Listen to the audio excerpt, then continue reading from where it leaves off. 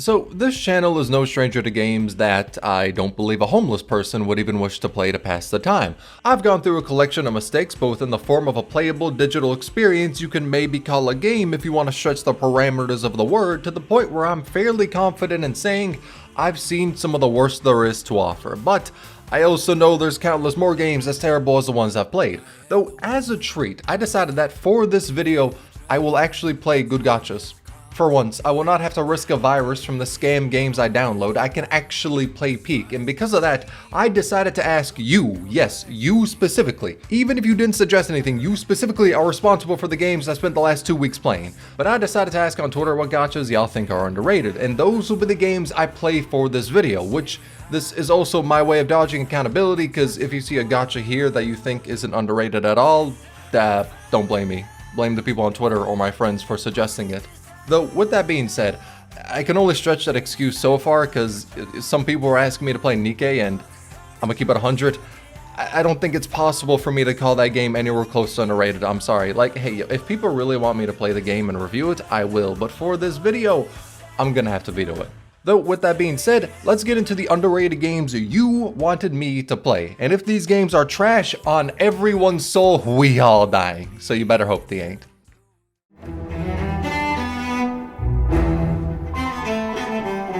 Mormons is by far the game people recommended the most. It felt like a solid 30% of the comments were people telling me to play this game, and I gotta say, they had a good reason for suggesting it. Like, let me just spoil the video for a bit. Out of all the games I've played for this, Mormons is like top 2 combat systems, maybe even top 1. It's pretty much Gacha Slay the Spire, that's the easiest way to explain it. It's card based, so all the regular systems you would imagine apply, but most stages in the game are like a mini roguelike. You go throughout the area, collect buffs to your cards, relics that change your playstyle, you can rouse your units, which gives them another card to use that changes their resource generation, or buffs them in a way, whatever. But what I like the most is that all the characters feel different to play. All their kits are interesting and don't feel like a bogged down system of like, go for big hit. Sometimes you really gotta outright plan 4 cards ahead to maximize your damage, but one important thing is that you have 4 characters in a team, which means you have 4 specialized kits that you need to manage in battle. Now, I don't wish to say this at risk of coming off as like a to actually play and appreciate Mormons, you need to have an IQ rivaling the average in this photo. Name the smartest photo in the world, of which I am not a part of, luckily for them, as I would have drastically risen the average, because I don't think the game is hyper complicated, but it has that right amount of care put into its combat system to where you need to actually think about who is good to use in your team and how to effectively play them. You can't just slave away a tier list for advice on what to do, believe me. I've tried, and I couldn't even find a tier list to use. I found a random Google spreadsheet containing this. What the fuck am I looking at? So with tier lists generally out of the question, I decided to just make my own team. And when you're making your team, you can only have 2 characters of different realms. So in my case, I went for the characters of the Karo and Ultra realms, red and purple. And because of this, when I went into fights, I had these 2 bars above my characters. The red one gives you an embryo that you can devour. That sentence is wild out of context when using your ult to buff it in some way.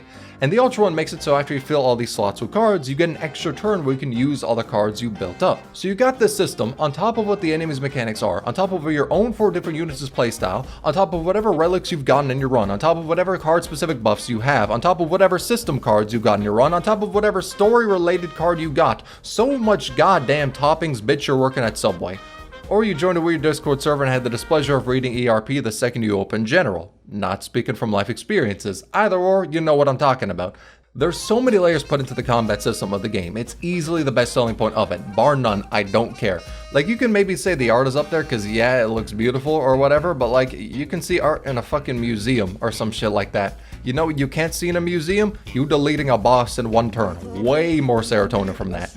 The only criticism I have of it, and this is just a me thing, is at times, the roguelites get a little much. Sometimes, you just want to go in and swing against some enemy. I don't really want to rock around this entire area. But like, I don't think it's a bad thing, because if the game was just combat and that's it, it would be a lot more boring, and also from what I heard, the roguelite elements help keep older units in the meta, so it's objectively good. Sometimes it do get a little tiring for me though. But an actual concern I got for the game is the translation. It's done by AI and it's not that good. The choice was definitely made because translations cost a lot, and trust me, it can actually cost more than voice acting at times, and this game is very, very underground. But the translation makes a story really hard to get invested into. These skills on the units are clear enough to figure out, but the story really lacks a lot of its oomph that it would have with a proper translation. Like, I can see the vibe it has going for it, and it seems interesting, but it's hard to get invested into it when the translation is wonky. But on the bright side, they've actually said they plan to improve the translation and have humans be the ones translating it. It's going to take a minute to roll out because there's already a fair bit of story, and I doubt they have enough money for a gigantic team of translators, but they're actually listening and wanting to improve it. Especially also listening to feedback, because apparently the prologue to Chapter 3 was looked over by humans, but the quality was still not the best, so they said they're going to fix it and really help improve the translation for the game. And even aside from that, it's just objectively good to not be using AI translations, so I really support the move away from it, which I gotta say, I hope this game does well. The combat is really good, and it seems like the devs are actually putting the money they make from the game back into it. They actually care about what they're making. They're spending time to improve the state of the game instead of just pocketing their earnings, and that's that. I really appreciate seeing it. I hope the game does well, because I have not seen anyone talk about it till it was recommended to me, but it deserves so much more.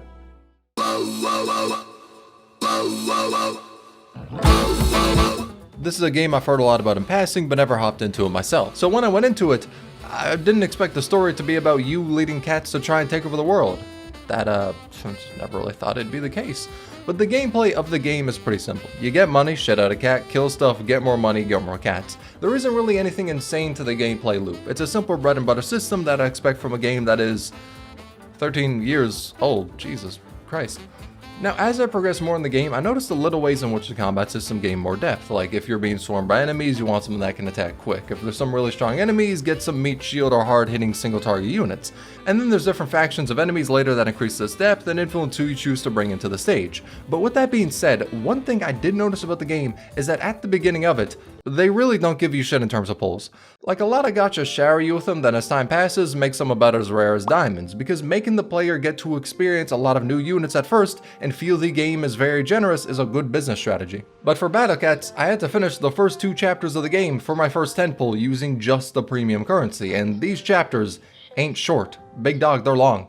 I think it took me 5 or 7 more hours to clear them in total. Now, from everything I heard, the game's apparently very generous. Like, a lot of players say there's no reason to spend, and I'll take their word for that, but goddamn, they do not show that off in the beginning too much. It's the complete opposite of how most gachas are ran, but on the bright side, there is something interesting about the gacha system. It's the fact that the roles are seeded. What you get can be entirely mapped out. There are sites out there that have you enter in your 10 pull, and you get to see what you'll roll for in every single banner out there. Here's mine. And this is something I never really expected to see, at all. The fact you could have foresight for the next 100 pulls you could do is really out of the ordinary. I mean, hey, incredibly player friendly.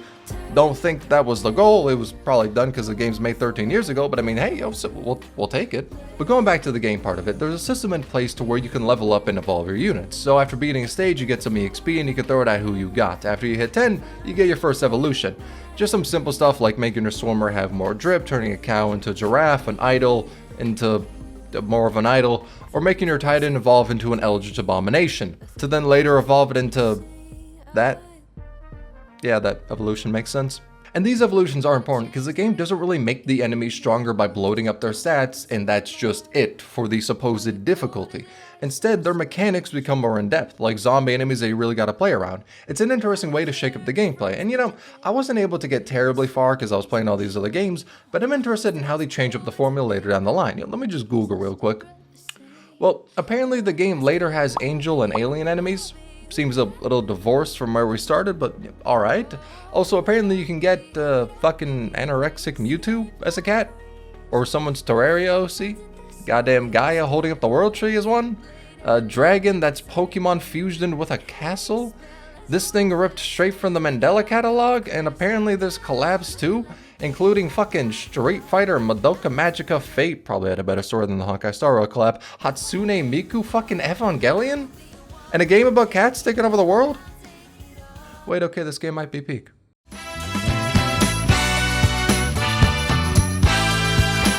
Honestly, I feel like the love people have for Morimans is equal to the love people got for Reverse 1999, because throughout the years, I've seen this community show nothing but utter passion for it, and that passion has helped culminate in the current collab with Assassin's Creed. I'm not gonna lie, still kinda weird just saying that one out loud.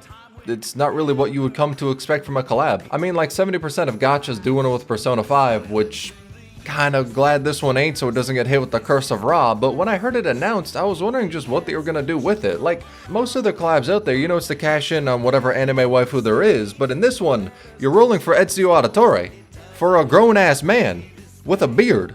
And Cassandra, one of the few examples of a woman in a gacha game actually having muscle definition, instead of all of them that have lore like she can curl a mountain and then the character sprite has the arms reminiscent of a newborn baby. But doing a collab like this and having these character designs go way away from normal tropes you would imagine, it's a bit out of the ordinary, which means there was actual thought and a want for this collab to exist beyond just money and metrics, which is why I was glad I was able to play it before it dropped. Cause you see, this video was sponsored by Reverse 1999, but at the same time, people wanted me to play the game for the video. So instead of just sitting here and doing a one-to-one ad read going over the same talking points you would expect, I'ma just play the game and give my thoughts like all the other games in this video. So when it comes to the overall game, my thoughts haven't really changed since I last talked about it. Combat system's still nice, character designs are so great, music is still goated. The framework of the game still hits, and from when I last played it, stuff I wanted to see was actually implemented, like being able to use 4 units in combat over 3 with 1 in reserves. From memory, it was really only boss fights and some certain ones that allowed it, but in the collab event, you can do all these story stages with 4 party members. And more interestingly, the roguelike mode allows you to use 4 party members as well, so it's nice to see the game being more open to allowing 4 members, cause that creates more depth for the combat system. Though, I don't want to focus too much on like explaining the combat system or general stuff in the game, cause I've already done that in the past, so it just kind of feels like I'm repeating myself. Instead, I'm gonna talk about the new stuff in the game, like the collab. In particular, I want to talk about the story, because in all honesty, I did not know how they were gonna do this. I saw the trailers, went, okay, looks cool, how are we connecting this? And to give a brief summary of how, well, it begins with Leonardo about to dissect Apple because he's dripped out to be the Apple of Eden. By the way, in case you do not know, this game has a sentient apple as a main character, don't question it too much. I mean, they also got a robot girl, sentient pair of gauntlets, a dog, and someone that looks like an apprentice of Jigsaw as playable characters, so if you think that's insane, well, you're yet to see the TV person. Then we got Vern pissing off a scammer by being broke, Leonardo summoning a ghost, the ghost being a British person, the entire gang doing the worst job possible of not revealing the fact they're from the future, and Ezio mogging in every single scene he is in. Bro has a degree in fucking aura farming, making Apple question his choice of allies and doing... They really had him do that hand gesture, huh? They snuck that one in there. Yeah, I see you. That's probably the easiest way I can break it down. The story feels like a nice little love letter to Assassin's Creed 2. Same with Ezio himself. He has an entire system where you can mix and match weapons that you can get in Assassin's Creed 2. Hell, his second art literally has him wearing the armor of Altair that you can get in the second game too. They did their research. Same goes with Cassandra as well. It's really faithful to Odyssey. And honestly, the wildest part about this is I played Assassin's Creed 2 before. That shit was back when I was a kid, so it's kind of surprising that as an adult, I'm playing a gacha game that's doing a collab with it. Never really expected that. But Reverse 1999 still remains as one of the gachas that has been consistently good from what I've seen. When it comes to the art, events, stories, and characters, there's a degree of quality I haven't really seen him slip under. Now, the thing is, with all these first impressions, a lot is how I feel about the game from playing it for a while, but Reverse 1999 is essentially just me doubling back on the thoughts I've had from talking about it in the past and going like, yep, the game's still been doing good and improving where I was hoping it would. Like also having a system to buff older characters and curb power creep. This shit needs to be the standard in gachas, I don't care. So all in all, I think it's a really good game that has its core audience still loving it as the best proof of its success. We're standing on a tightrope, balancing in sync. But now this game, oh boy, it's got people talking about it, and generally not for the reasons I can easily describe on YouTube. So the term gooner game has been thrown around a lot. Generally speaking, it means a game for gooners. Complicated explanation, I know, you're welcome us here to break it down. Now see, this game is that, but ramped up to 11. Now like, remember when Raiden dropped in Genshin and she pulled out a sword from her cleavage and everyone pogged the fuck out? Yeah. So this game has a character that does that but with her armpits. Yeah, you heard me right. I didn't stutter. Armpit swords. It is what it is. Don't blame me. They then decided that that wasn't enough, so the new one pulls a sword out of her womb. Yes, I regret saying that out loud. So the game is degeneracy incarnate to the point where I legitimately don't know if people find this hot. I'm not gonna lie. It's more funny than anything. I'm sorry. I just can't imagine watching the cutscenes in this game with anything but a giggle. Though, it's what the game's primarily known for. However, I've heard constantly that past all the fanservice shit, the game's actually goated. Like, that's there to get money, to get paid, but beyond that exists a gem, so I was hoping to find it. Thankfully, this possible gem also has a way to turn off all the art in it, which I can't show on YouTube lest they bring me back and decapitate me, so in case you're wondering why everyone is a shadow, blame YouTube. But regardless, I found I had to try and integrate myself into the Gooner mindset to really get the peak playing experience. I don't want to just judge the game with my biases. So when I did my first 10 pull and got a male, ew, yucky, I knew I had to reroll. Then the next 10 pull, got another male. Kinda feels like the game's trying to remind me of something. Then I got Heathcliff.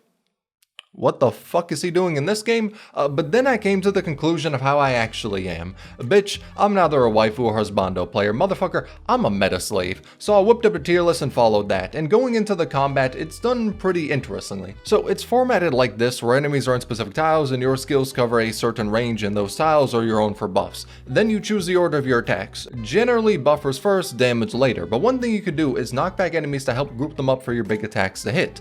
Though the main interesting part of combat is the costumes function. So your character's got many different costumes they can use, but unlike a lot of other gachas, the costumes are only alters. It's not having two different units, instead the same unit has all of those costumes they can swap between mid-battle. So you have different buffs or attacks based off of the costume. And this system I really love because it helps fight power creep. If you got a favorite character, you don't gotta worry about them being left in the dust if they were like a year 1 unit, and the only way to bring them back into the meta is an alter. Cough cough, Exia, cough cough, Arknights, cough cough, base Exia has been in my team for 4 years now because she's the greatest character in Arknights.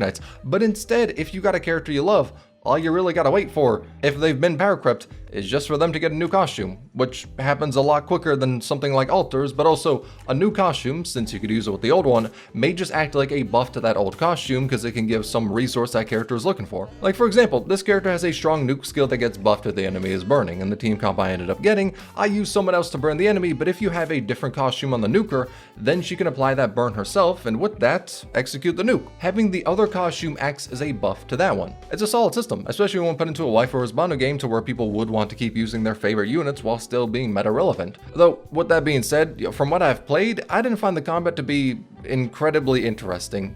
I think it's a good system, don't really got any complaints, but like, it isn't something that blows me out of the water. It's good, I think the team building's nice as well, but I don't think this is a game I'd play for like, just the combat. But that's why it has other areas it's great at, namely how free to play friendly it is. I don't know the precise math, right? But if I were to ballpark how many rolls you get per month, I feel like it's somewhere north of 100. You get a free character pull on all current and weapon banners daily. You get rolls that they ask for maintenance. There's our current login event that gives you 45 in 7 days. You get a 10 pull for every time you pull the raid up costume in these events. Every 200 pulls, you can spark a costume or convert those pulls into dust to then buy whatever costumes in the shop. And there's literally an event where you can just select which units you want to have a raid up individually. You can select them and change whose rate up it is 10 times. I think a lot of gachas struggle with when it comes to getting new players is the fact they feel really left behind. They don't got a team that so many current players already got, and who knows how many banners you're gonna have to wait to get an optimal team. So to fix that problem, they just made it so you can select which ones to get. I think more games need to implement this because getting new players is how they stay alive. Oh, and also you can even recruit 5-star characters for free from the pop. And these ain't like dog shit characters either, they got actual good units from it. Now, the game is one that makes you want to pull for multiple copies of a costume to have it buffed, but with how much you get for free, it doesn't really seem like that big a problem. Yeah, deadass, I got zero clue how the fuck this game is still running. They give you free shit like a goddamn charity. Easily, that's the best part of the game. Though people would also argue that the story could be that, but from what I've seen, it only seems decent so far. I haven't really been blown out of the water. Maybe the later chapters can do it, but there is criticism to be had if you gotta spend over like 10 to 20 hours before the story gets really good. But I do love the vibe of it. You go through all these different areas in the world with your main parties, you progress through the plot, and it kind of feels like an old school JRPG. It feels like you're going on an actual adventure through the world, and the environment art is beautiful. So I gotta say, it nails the vibe of a JRPG perfectly, but the story didn't fully hit there for me, yet. Here it gets amazing later on, so I'm interested in that, but also, okay, side rant, right? I'm gonna keep it 100. When people say a game story is amazing, there's levels to this shit, right? Like, when some people say great, they mean great for a game, which a lot of games have story equivalent to the fucking basic plots of like, oh, you gotta kill the demon lord, he's bad and you're the hero, so go kill him. And to have something that's great compared to that, ain't really a difficult bar to hurdle. When I think great story, I'm thinking like Nier Automata, Red Dead Redemption, Steins Gate, Expedition 33, Limbus, Arknight, shit like that, etc, etc. So when people say good, I hope they don't mean good for a game, but instead actually just good. Over mountains, through rivers, whatever it takes. Cookie Run Kingdom is a bit of a weird one, honestly. It's a game I've heard a lot about, but every time I've heard about the game, it's been nothing in regards to the gameplay or story. Like, deadass, if I didn't know it was a gacha game, I thought it would have been like a fucking character collector, and honestly, I see why. The gameplay is really just a box standard auto battler and general base system. There's nothing too insane there. And the story from what I've seen isn't really anything gigantic, and from what I've heard, it really mainly just shines in one-off events. But I don't think that's really the focus of the game, because when I played it, I found out quickly, all that matters is really just the characters. People love the characters.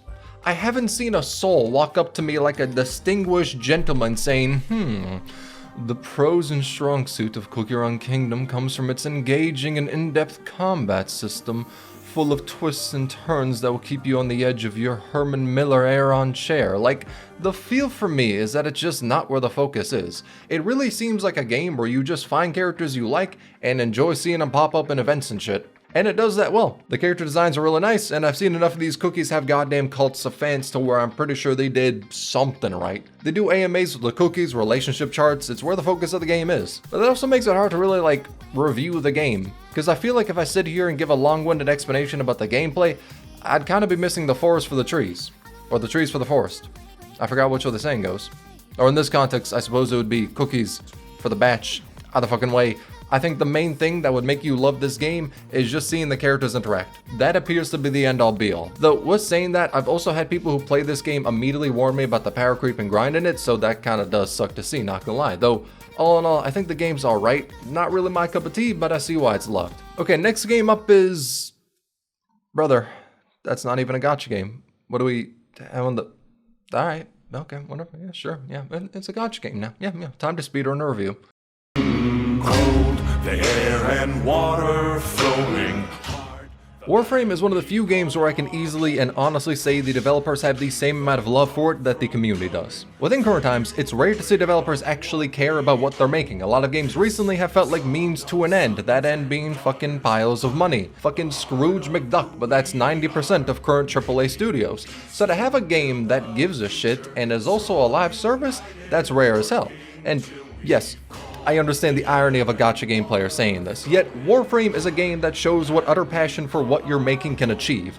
They've made a live service game that people thought was gonna die when it launched, because at launch it was pretty fucking rough, but by listening to the community and never giving up when it came to making the game as best as it could be, they made a live service game that has been going strong for 12 years. And any actual content in the game is completely free. The only thing you need to spend money on is some cosmetics. Aside from that, all content in the game is entirely free to play. No expansions, no subscriptions, no ads popping up in your face to buy shit whenever they smell the whiff of a penny on you. Just a good game that respects you as the player, made by people who love it. I went to TennoCon this year and it was a breath of fresh air seeing the devs for the game either right on stage in front of us joking with the community or sitting next to us in the audience enjoying the Tenno Live they were doing, which is like, imagine a stream showing what they're dropping in the next version. Gotcha, game-oriented explanation.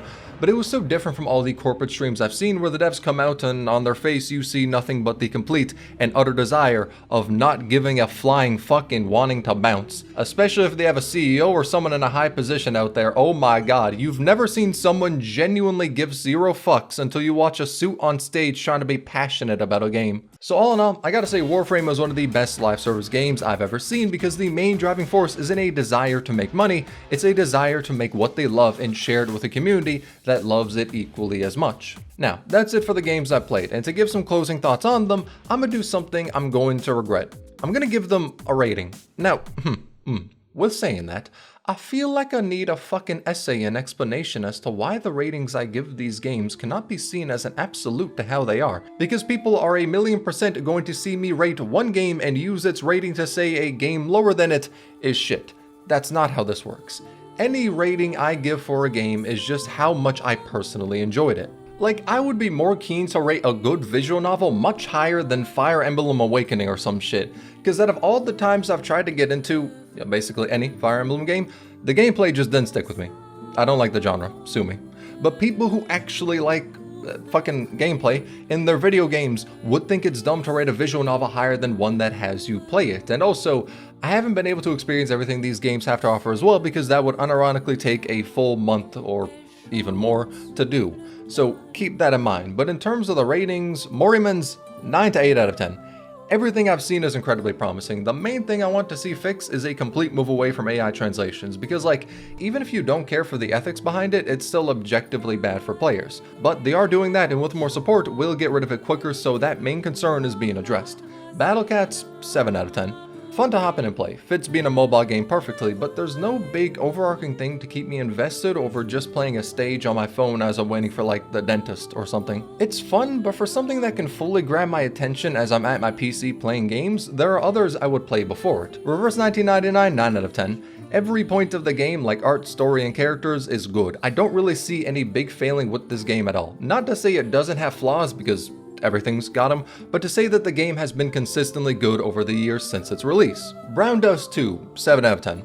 If the story can hit, I can see myself bumping this up much higher, but for now it hasn't, and the combat also hasn't hit as hard for me as well. So the main thing keeping me interested is just how free-to-play friendly it is. And I don't even find the Gooner shit to be a good reason to stick with the game, because bro, it's just so overdone, I'm sorry. Legitimately, my entire time playing, I just found it funny, bro. My fault. And Cookie Run Kingdom is weird. I haven't found a character I care too much about, so probably 6 out of 10, because the other aspects haven't kept me too interested. But if I could find one I really like, 8 out of 10. But that's it for the ratings. Please don't use these to compare the games to each other, because end of the day, it's about how that genre hits for me, not a ranking of which ones are by and far the best. It's just a way to give a capstone to this video, and because I ended up enjoying my time with these games, the entire world isn't gonna end. We're all saved. Yep, maybe. I mean, I don't really know. I'm not God. The world could end at any moment, so like, no promises. Don't put that shit on me. Just hypothetically, within this instance, we're fine.